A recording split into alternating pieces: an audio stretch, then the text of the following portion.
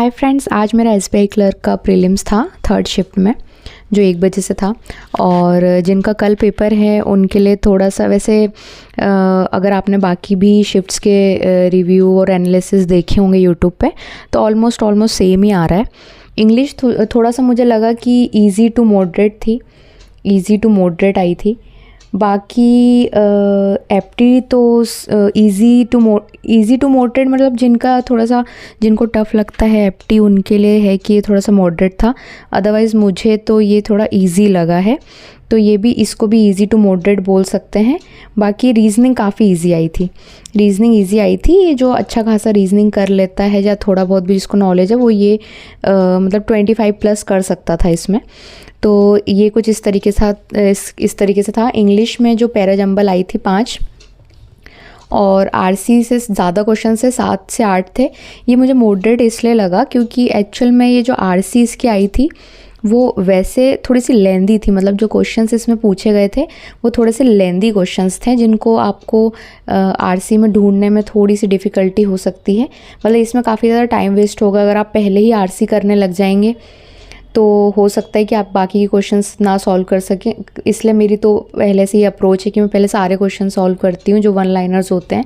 उसके बाद लास्ट में मैं पैराजंबल और आरसी सॉल्व करती हूँ।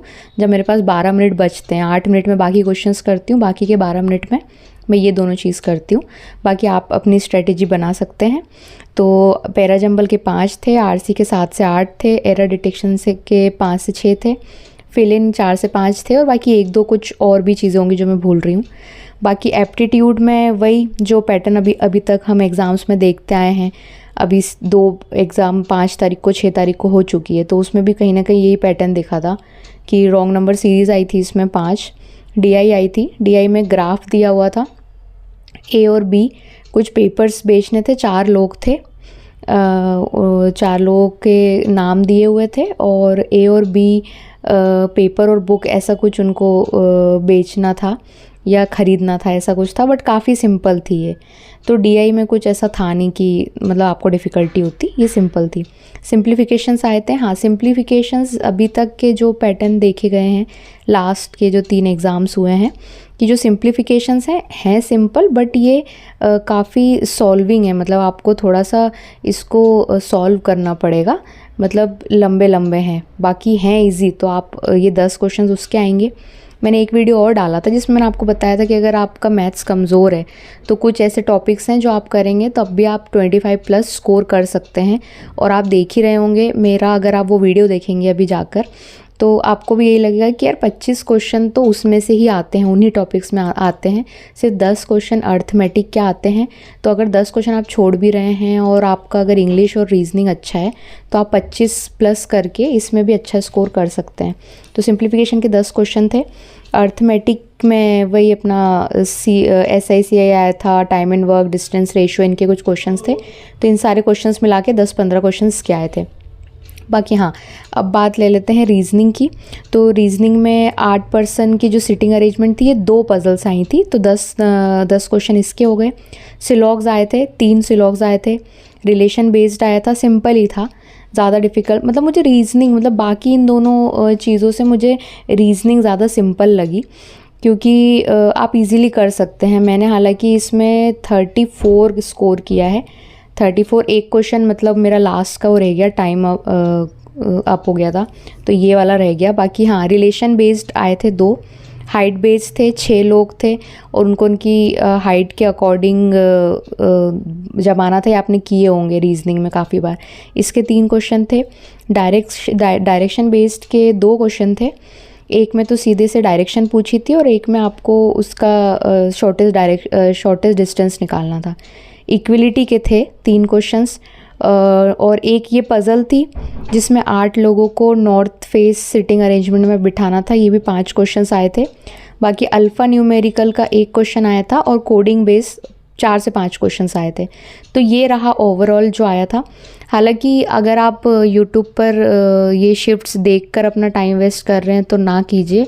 इससे बेटर है कि आप अपनी प्रैक्टिस पे ध्यान दीजिए, क्योंकि पूरा ये स्पीड का ही खेल है।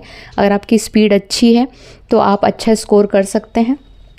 मैंने इंग्लिश में 29 किया है, इंग्लिश में मेरा 29 रहा, और मैथ्स मेरा थोड़ा सा वीक है, तो मैथ्स में मैं सिर्फ 22 ही अटैम्प्ट कर पाई। तो ये मेरा कुछ स्कोर रहा है, 29 इंग्लिश में, मैथ्स में 22, और मैंने रीजनिंग में 34 किए, एक क्वेश्चन मुझसे मिस हो गया। तो ये मेरा कोई स्कोर रहा है। हालांकि आपको डरने की ज़रूरत नहीं है, अगर आप ठीक ठाक मीडियम स्टूडेंट भी हैं, जो अगर मॉक टेस्ट में 70 प्लस या 75 प्लस ला रहे हैं, तो विच इज़ इनफ, क्योंकि वैसे भी जो आप मॉक टेस्ट देते हैं उससे थोड़ा सा लेवल कम आता है।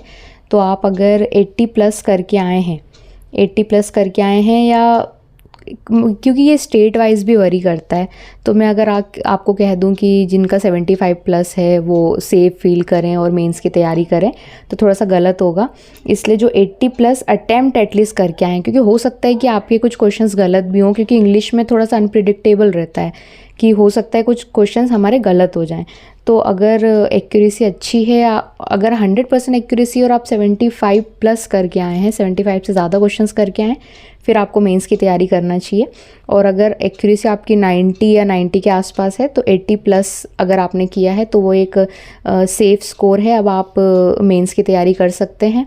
और दूसरी चीज़ मैं कह दूं कि आप अपना सीरियसली टाइम वेस्ट मत कीजिए। बहुत सारे लोगों ने एनालिस्ट डाला हुआ है, लेकिन उनके एनालिस्ट से या मेरे भी एनालिस्ट से आपको कोई खासा फ़र्क पड़ने नहीं वाला है, क्योंकि आप जब पेपर देने बैठेंगे तो आपकी जितनी प्रैक्टिस है, आपने इतना किया है, आप उतना ही करके आएंगे। इसलिए इस बार वैकेंसी अच्छी खासी है, तो मतलब 10 टाइम्स ज़्यादा सिलेक्ट होते हैं प्रीलिम्स के लिए एटलीस्ट। तो प्रीलिम्स कितने लोग क्लियर करते हैं ये मायने नहीं रखता, मेंस कितने लोग क्लियर करते हैं, क्योंकि एट द एंड जो मेन क्लियर करेगा उसी को मिलेगी जॉब। तो आप मेंस की तैयारी कीजिए। अगर आपने 80 प्लस क्वेश्चंस किए हुए हैं तो आप मेंस की अच्छे से तैयारी कीजिए, जिसमें जीएस जीके, जो मेरा मोटो है कि जीएस जीके मैं अच्छे से कर लूँ ताकि स्कोर मेरा बढ़ सके। बाकी आप अपनी अपनी स्ट्रेटजी बनाइए, और जिनका कल पेपर है उनके लिए बेस्ट ऑफ लक। अच्छे से पेपर कीजिएगा एंड ट्राई कीजिएगा कि आप 80 प्लस तो एटलीस्ट 90% एक्यूरेसी से 80 प्लस आप अटेंड करके आएँ। क्योंकि आसपास मैंने बाकी लोगों से भी जो मेरे साथ आज एग्ज़ाम देने गए थे उनसे पूछा था, तो लगभग उन्होंने 75 प्लस तो किए ही थे, ऑलमोस्ट जितने लोगों से मैंने पूछा।